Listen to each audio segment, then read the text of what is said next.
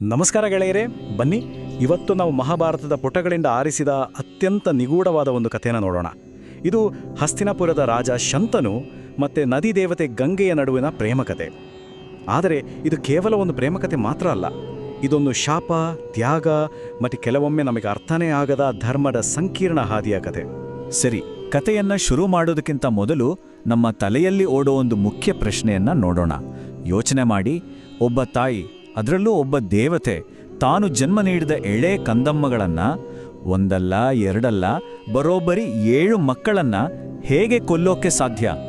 ಈ ಒಂದು ಪ್ರಶ್ನೆಯಲ್ಲೇ ಇಡೀ ಕಥೆಯ ರಹಸ್ಯ ಅಡಗಿದೆ. ಕಥೆ ಶುರುವಾಗೋದು ಇಲ್ಲಿಂದ. ಹಸ್ತಿನಾಪುರದ ರಾಜ ಶಂತನು ಒಂದು ದಿನ ಬೇಟೆಯಾಡ್ತಾ ಗಂಗಾ ನದಿಯ ತೀರಕ್ಕೆ ಬರ್ತಾನೆ. ಅಲ್ಲಿ ದೇವಲೋಕದಿಂದ ಇಳಿದು ಬಂದ ಅಪ್ಸರಿಯಂತೆ ಕಾಣೋ ಒಬ್ಬ ಸುಂದರ ಹೆಣ್ಣುಮಗಳನ್ನ ನೋಡ್ತಾನೆ. ಅವಳನ್ನು ನೋಡಿದ ತಕ್ಷಣ ರಾಜನಿಗೆ ತನ್ನ ಹೃದಯವೇ ನಿಂತು ಹೋದಾಗಾಯಿತು. ಆ ಕ್ಷಣದಲ್ಲೇ ಅವಳ ಮೇಲೆ ಪ್ರೀತಿಯಲ್ಲೇ ಬೀಳ್ತಾನೆ. ಶಂತನು ಅವಳ ಹತ್ರ ಹೋಗಿ ತನ್ನನ್ನ ಮದುವೆ ಆಗ್ತೀಯಾ ಅಂತ ಕೇಳ್ತಾನೆ. ಅವಳು ಒಪ್ಕೊಳ್ತಾಳೆ, ಆದರೆ ಒಂದೇ ಒಂದು ಕಂಡೀಷನ್ ಹಾಕ್ತಾಳೆ. ನಾನು ನಿನ್ನ ರಾಣಿ ಆಗ್ತೀನಿ, ಆದರೆ ನಾನು ಯಾರು, ನನ್ನ ಹಿನ್ನೆಲೆ ಏನು, ಅಥವಾ ನಾನು ಏನು ಮಾಡಿದ್ರೂ ಅದು ಎಷ್ಟೇ ವಿಚಿತ್ರ ಅನಿಸಿದ್ರೂ ಯಾಕೆ ಅಂತ ಮಾತ್ರ ಪ್ರಶ್ನೆ ಮಾಡಬಾರ್ದು. ಯಾವಾಗ ನೀನು ನನ್ನನ್ನು ಪ್ರಶ್ನೆ ಮಾಡ್ತೀಯೋ ಆ ಕ್ಷಣವೇ ನಾನು ನಿನ್ನನ್ನು ಬಿಟ್ಟೋಗ್ತೀನಿ. ಪ್ರೀತಿಯಲ್ಲಿ ಸಂಪೂರ್ಣವಾಗಿ ಮುಳುಗಿ ಹೋಗಿದ್ದ ಶಂತನುವಿಗೆ ಬೇರೆ ಏನೂ ಕಾಣಿಸಲಿಲ್ಲ, ಕೇಳಿಸಲಿಲ್ಲ. ಅವಳನ್ನು ಬಿಡ್ಕೊಳ್ಳೋ ಭಯದಲ್ಲಿ ಅವನು ಆ ವಿಚಿತ್ರವಾದ ಷರತ್ತಿಗೆ ತಕ್ಷಣ ಒಪ್ಪಿಗೆ ಕೊಟ್ಬಿಡ್ತಾನೆ. ಅವನಿಗೆ ಬೇಕಾಗಿದ್ದು ಅವಳ ಜೊತೆಗಿನ ಜೀವನ ಅಷ್ಟೇ. ಆಮೇಲೆ ಶುರುವಾಗಿದ್ದು ಒಂದು ಭಯಾನಕ ಅಧ್ಯಾಯ. ಈ ಸಂಖ್ಯೆ 7 ಇದು ಬರೀ ಒಂದು ನಂಬರ್ ಆಗಿರಲಿಲ್ಲ, ಅದು ಶಂತನುವಿನ ಜೀವನದಲ್ಲಿ 7 ವರ್ಷಗಳ ಕಾಲ ತುಂಬಲಾರದ ದುಃಖದ ಸಂಕೇತವಾಗಿತ್ತು.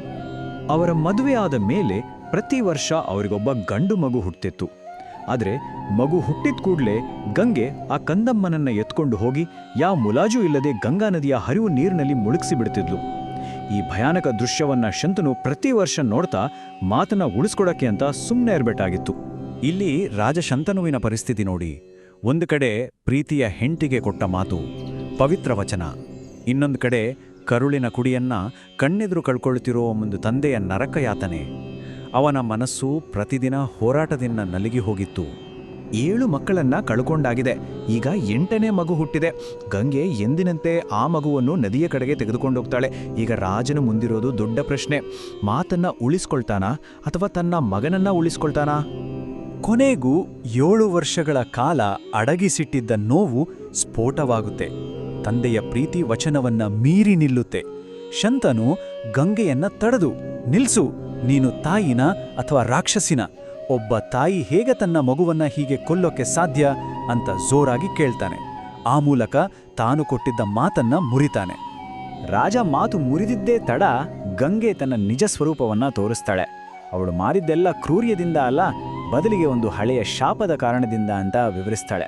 ಇಲ್ಲಿಂದ ಕಥೆ ಒಂದು ದೊಡ್ಡ ಟ್ವಿಸ್ಟ್ ತಗೊಳುತ್ತೆ. ಈ ಇಡೀ ದುರಂತದ ಮೂಲ ಇರೋದು ರಾಜ ಶಂತನುವಿನಲ್ಲಿ ಅಲ್ಲ. ಇದರ ಹಿಂದಿನ ಕಾರಣ ತಿಳಿಬೇಕು ಅಂದ್ರೆ ನಾವು ತುಂಬಾನೇ ಹಿಂದೆ ಹೋಗಬೇಕು. ವಶಿಷ್ಠ ಮಹರ್ಷಿಗಳು, ಅವರ ಹಸು ನಂದಿನಿ ಮತ್ತೆ ಅಷ್ಟವಸುಗಳ ಕಥೆಗೆ. ಈ ಕಥೆ ಅರ್ಥ ಆಗಬೇಕು ಅಂದರೆ ಮೊದಲು ಈ ವಸುಗಳು ಅಂದರೆ ಯಾರು ಅಂತ ತಿಳ್ಕೋಬೇಕು. ವಸುಗಳು ಅಂದರೆ ದೇವಲೋಕದ 8 ಜನ ಶಕ್ತಿಶಾಲಿ ದೇವತೆಗಳು. ಒಮ್ಮೆ ಏನಾಗತ್ತೆ ಅಂದ್ರೆ, ಈ 8 ವಸುಗಳು ವಸಿಷ್ಠರ ಆಶ್ರಮಕ್ಕೆ ಬರ್ತಾರೆ. ಅಲ್ಲಿ ಕೇಳಿದ್ದನ್ನೆಲ್ಲ ಕೊಡುವ ನಂದಿನಿ ಅನ್ನೋ ದೈವಿ ಹಸುವನ್ನ ನೋಡ್ತಾರೆ. ಅವರಲ್ಲೊಬ್ಬನ ಹೆಂಡತಿಯ ಆಸೆಗೋಸ್ಕರ ಆ ಹಸುವನ್ನ ಕದ್ದುಕೊಂಡು ಹೋಗ್ತಾರೆ. ಈ ವಿಷಯ ತಿಳಿದು ವಸಿಷ್ಠರಿಗೆ ಸಿಕ್ಕಾಬಟ್ಟೆ ಕೋಪ ಬಂದು, ನೀವೆಲ್ಲರೂ ಭೂಮಿಯಲ್ಲಿ ಮನುಷ್ಯರಾಗಿ ಹುಟ್ಟಿ ಕಷ್ಟಪಡಿ ಅಂತ ಶಾಪ ಕೊಟ್ಬಿಡ್ತಾರೆ. ಆದರೆ ಆ ಶಾಪದಲ್ಲೂ ಒಂದು ಸಣ್ಣ ವ್ಯತ್ಯಾಸ ಇತ್ತು. ಕಳ್ಳತನಕ್ಕೆ ಸಹಾಯ ಮಾಡಿದ 7 ಜನರಿಗೆ ಹುಟ್ಟಿದ ತಕ್ಷಣವೇ ಮನುಷ್ಯ ಜನ್ಮದಿಂದ ಮುಕ್ತಿ ಸಿಗುತ್ತೆ. ಆದರೆ ಈ ಕಳ್ಳತನದ ಐಡಿಯಾ ಕೊಟ್ಟನಲ್ಲ 8ನೇ ವಸು, ಅವನಿಗೆ ಮಾತ್ರ ಭೂಮಿಯ ಮೇಲೆ ದೀರ್ಘಕಾಲ ಬದುಕಿ ನೋವು, ಏಕಾಂಗಿತನವನ್ನ ಅನುಭವಿಸೋ ಶಾಪ ಸಿಕ್ತು. ಈಗ ನಿಮಗೆ ಸ್ವಲ್ಪ ಕನೆಕ್ಷನ್ ಸಿಗ್ತಾ ಇರಬಹುದು ಅಲ್ವಾ? ಆ ಶಾಪಕ್ಕೂ ಗಂಗೆ ಹುಟ್ಟಿಸಿದ ಮಕ್ಕಳಿಗೂ ಮತ್ತೆ ಆ 8ನೇ ಮಗನಿಗೂ ಏನ್ ಸಂಬಂಧ ಅಂತ ನೋಡೋಣ ಬನ್ನಿ. ನೋಡಿ, ಶಾಪ ಸಿಕ್ಕಿದ್ಮೇಲೆ ವಸುಗಳು ಗಂಗಾದೇವಿ ಹತ್ರ ಹೋಗಿ ಬೇಡ್ಕೊಳ್ತಾರೆ, ತಾಯಿ, ನೀನೇ ನಮಗೆ ಭೂಮಿಯಲ್ಲಿ ಜನ್ಮ ಕೊಡಬೇಕು, ಹಾಗೆ ಹುಟ್ಟಿದ ತಕ್ಷಣ ನಮ್ಮನ್ನ ಈ ಶಾಪದಿಂದ ಮುಕ್ತಗೊಳಿಸಬೇಕು ಅಂತ. ಹಾಗಾಗಿ ಗಂಗೆ ಮಾಡಿದ್ದು ಮಕ್ಕಳನ್ನ ಕೊಲ್ಲೋ ಕೆಲಸವಲ್ಲ, ಬದಲಾಗಿ ಆ ಶಾಪಗ್ರಸ್ತ ಆತ್ಮಗಳಿಗೆ ಮುಕ್ತಿ ಕೊಡೋ ಒಂದು ಕರುಣೆಯ ಕೆಲಸವಾಗಿತ್ತು. ಶಂತನು ಮಾತು ಮುರಿದಿದ್ರಿಂದ ಅವರ ನಡುವಿನ ಒಪ್ಪಂದ ಮುಗಿದು ಹೋಯಿತು. ಗಂಗೆ ಇನ್ನು ಭೂಮಿ ಮೇಲೆ ಇರೋಕೆ ಸಾಧ್ಯವಿರಲಿಲ್ಲ. ಹಾಗಾಗಿ ಅವಳು ರಾಜನನ್ನ ಶಾಶ್ವತವಾಗಿ ಬಿಟ್ಟು ಹೋಗ್ತಾಳೆ. ಜೊತೆಗೆ ದೀರ್ಘಕಾಲದ ಶಾಪವಿದ್ದ ಆ 8ನೇ ಮಗನನ್ನು ತನ್ನ ಜೊತೆ ಕರ್ಕೊಂಡು ಹೋಗ್ತಾಳೆ. ಆದರೆ ಹೋಗೋ ಮುಂಚೆ ಶಂತನುವಿಗೆ ಒಂದು ಮಾತು ಕೊಡ್ತಾಳೆ. ಈ ಮಗನನ್ನ ನಾನೇ ಸಾಕಿ ಅವನನ್ನ ಜಗತ್ತಿನ ಶ್ರೇಷ್ಠ ಯೋಧನನಾಗಿ ಮಾಡಿ ಸರಿಯಾದ ಸಮಯದಲ್ಲಿ ನಿನ್ನ ಹತ್ರ ವಾಪಸ್ ಕರ್ಕೊಂಡು ಬರ್ತೀನಿ ಅಂತ. ಆ ಮಗನೇ ಮುಂದೆ ಮಹಾಭಾರತದ ಮಹಾನ್ ಯೋಧ ದೇವವ್ರತ ಅಂದ್ರೆ ಭೀಷ್ಮ ಅಂತ ಹೆಸರುವಾಸಿಯಾಗೋದು. ಹಾಗಿದ್ರೆ ಕೊನೆಯದಾಗಿ ಒಂದು ಪ್ರಶ್ನೆ: ಗಂಗೆ ಒಬ್ಬ ಕ್ರೂರ ತಾಯಿನ ಅಥವಾ ಶಾಪಗ್ರಸ್ತ ಆತ್ಮಗಳಿಗೆ ಮುಕ್ತಿ ನೀಡಿದ ಕರುಣಾಮಯಿನ? ಕೆಲವೊಮ್ಮೆ ನಾವು ನೋಡೋ ಘಟನೆಯ ಆಚೆಗೂ ಒಂದು ದೊಡ್ಡ ವಿಧಿ, ಒಂದು ಧರ್ಮ ಅಡಗಿರುತ್ತೆ. ಗಂಗೆಯ ಕಥೆ ನಮ್ಮನ್ನು ಇದನ್ನೇ ಯೋಚನೆ ಮಾಡುವಂತೆ ಮಾಡುತ್ತೆ. ವಂದನೆಗಳು.